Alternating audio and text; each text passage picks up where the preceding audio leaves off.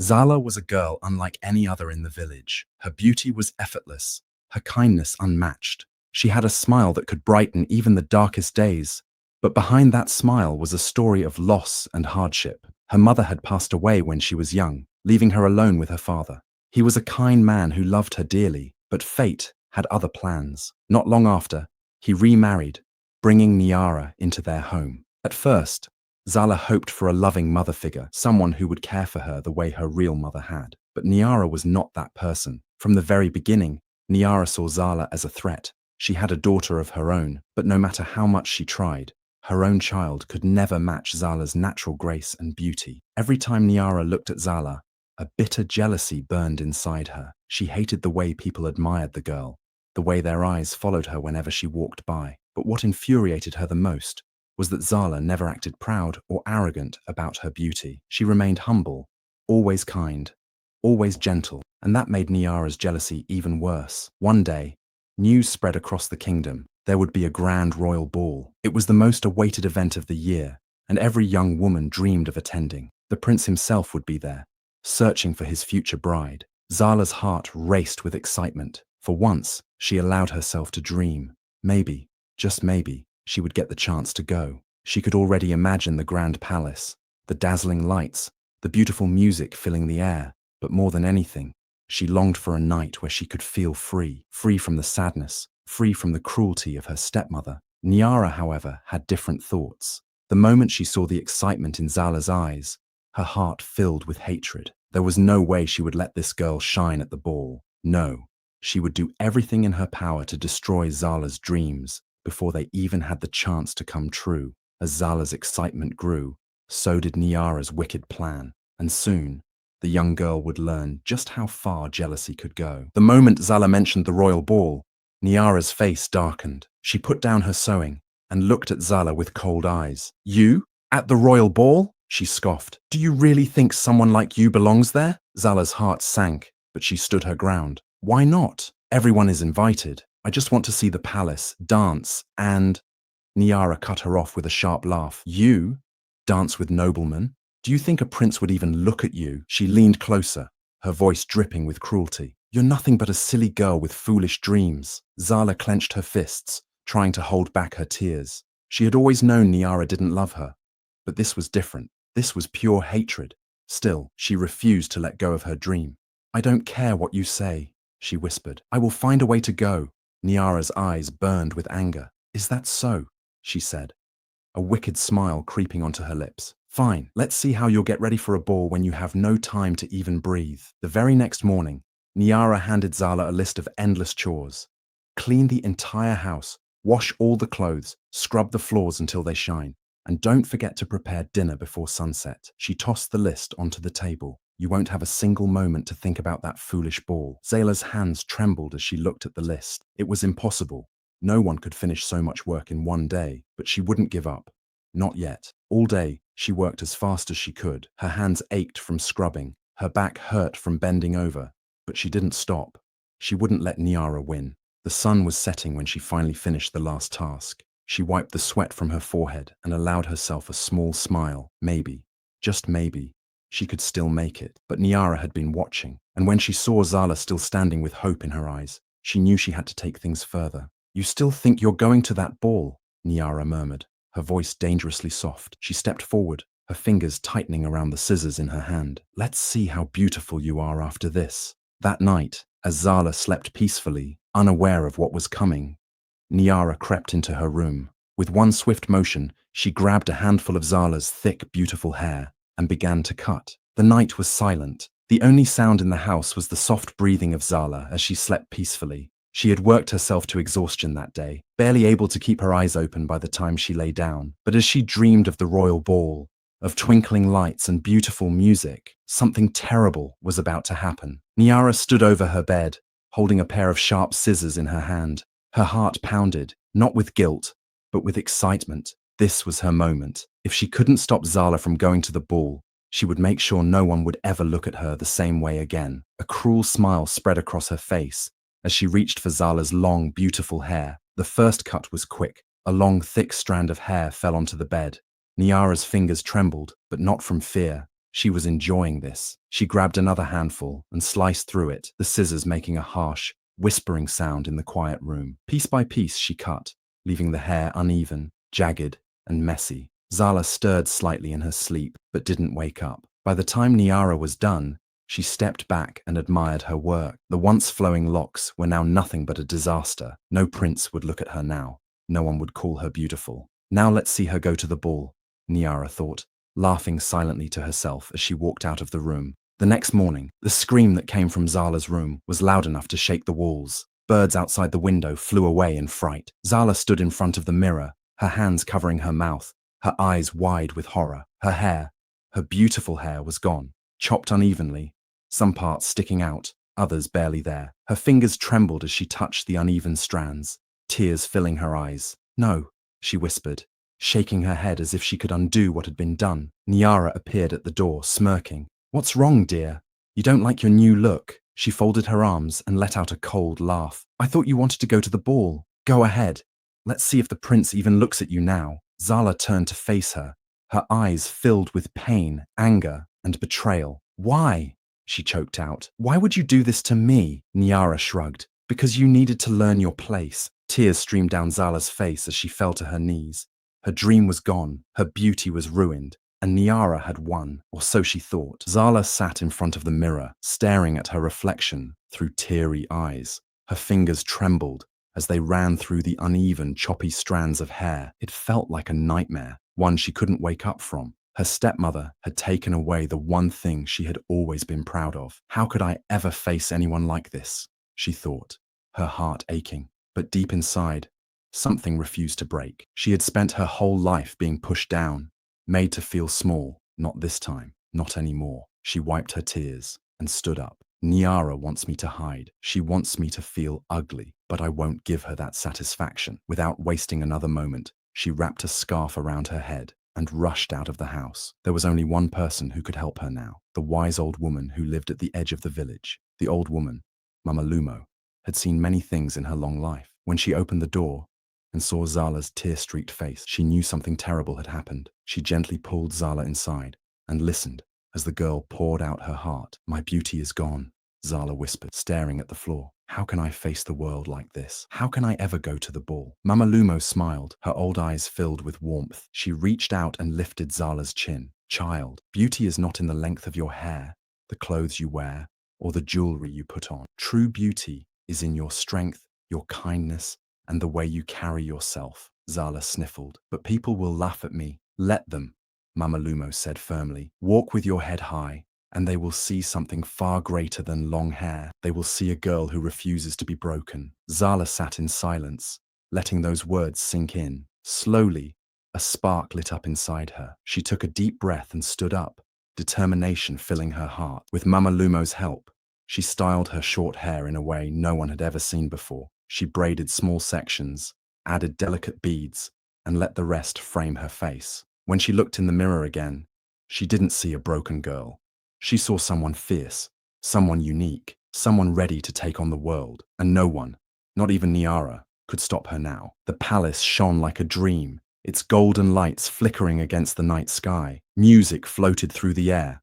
Laughter echoed in the grand halls, and elegantly dressed women twirled in dazzling gowns. It was everything Zala had imagined, and more. She stood at the entrance, her heart pounding. She wasn't wearing the finest gown or the most expensive jewels. Her dress was simple, flowing like soft river water, with delicate embroidery done by her own hands. Her hair, though short, was styled beautifully with tiny beads that shimmered under the lights. She took a deep breath. "I belong here, no matter what anyone says." As she stepped inside, heads turned.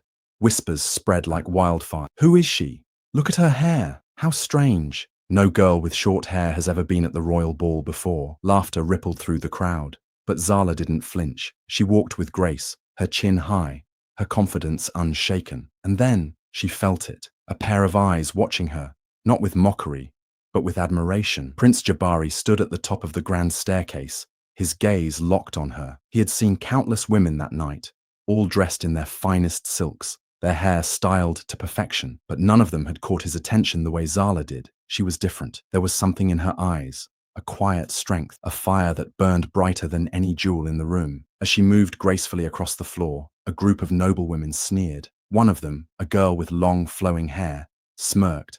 "Poor thing," she said loud enough for Zala to hear. "Did she cut her hair because she wanted to look like a boy?" The others giggled. Before Zala could reply, a strong voice cut through the room. "I disagree." The room fell silent. Prince Jabari stepped forward, his deep, commanding voice filling the space.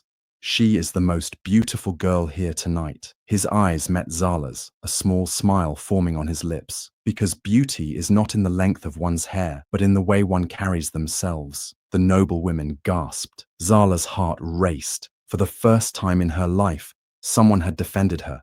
And not just anyone, the prince himself. Niara, watching from a distance, felt her blood run cold. This was not how things were supposed to go. Not at all. Niara stood in the corner of the grand ballroom, gripping the edge of her shawl so tightly that her knuckles turned white. This couldn't be happening. Not to her. Not to Zala. She had done everything to destroy the girl, cut off her hair, humiliated her, crushed her dreams. And yet, here she was, standing in the middle of the ballroom, glowing like a star. People couldn't stop staring at Zala, but not with the pity or mockery Niara had hoped for. No, they looked at her with admiration. The king and queen, seated on their grand thrones, leaned forward, their eyes filled with interest. "She carries herself with such grace," the queen murmured to her husband. "She is different from the others," the king agreed. "There is strength in her eyes." Niara's stomach twisted.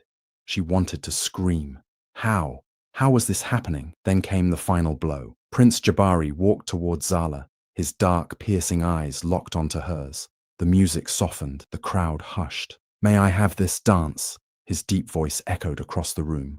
A gasp rippled through the hall. Every girl who had been trying to catch the prince's attention all night stood frozen, their faces filled with disbelief. They had spent hours on their hair, their makeup, their gowns, yet the prince had chosen her, the girl with the short hair, the girl they had mocked. Zala's breath caught in her throat. For a moment, she hesitated. She glanced at Niara, who looked like she had seen a ghost, and in that moment, something inside Zala shifted. She turned back to the prince, smiled softly, and placed her hand in his. The music began again, and the two of them glided onto the dance floor. Zala moved effortlessly, her dress flowing around her, her heart beating faster with every step.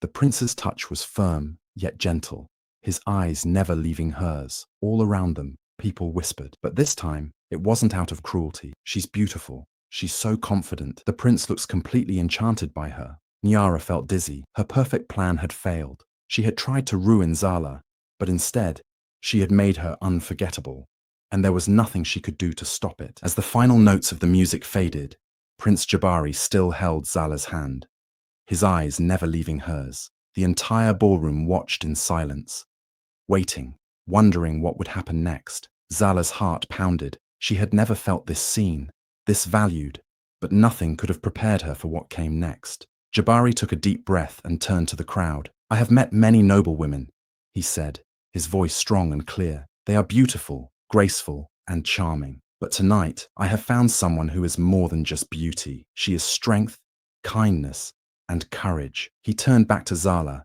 his expression soft. "Zala, will you do me the honor of becoming my wife?" Gasps filled the room. Women clutched their pearls. Men exchanged shocked glances, and Niara nearly collapsed. "No!" she shrieked, pushing through the crowd. "This is absurd. She is no one. She has no title, no wealth. She is not worthy of you, your highness." But something had changed in the room. The people who once whispered behind Zala's back now looked at her with admiration. The king and queen, watching closely, nodded approvingly. No one paid attention to Niara anymore.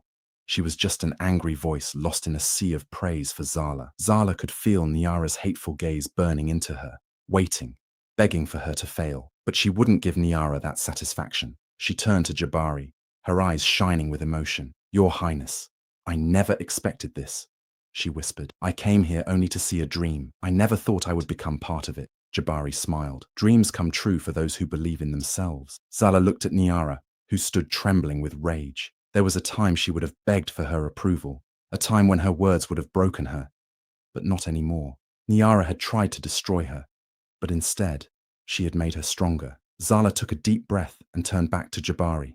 Yes, she said, her voice steady. I will marry you. Cheers erupted across the ballroom. The prince took her hands and kissed them gently, sealing their future together. Niara was left standing alone, ignored, forgotten. She had lost everything, but Zala, she had won, not just a prince, but her freedom, her happiness, and most importantly, herself. As days turned into weeks, Zala's story spread far and wide, reaching every corner of the kingdom. People whispered of the girl with the short hair who had risen above jealousy and cruelty, who had shown the world that true beauty wasn't in what others saw, but in who you were on the inside. Her tale became a legend, an inspiration for everyone who had ever felt small or unworthy. Young girls looked up to her, inspired by the way she had walked into that ballroom with her head held high, not letting the words of others break her. They learned that beauty wasn't about fitting in with the world's expectations, but about embracing what made them unique.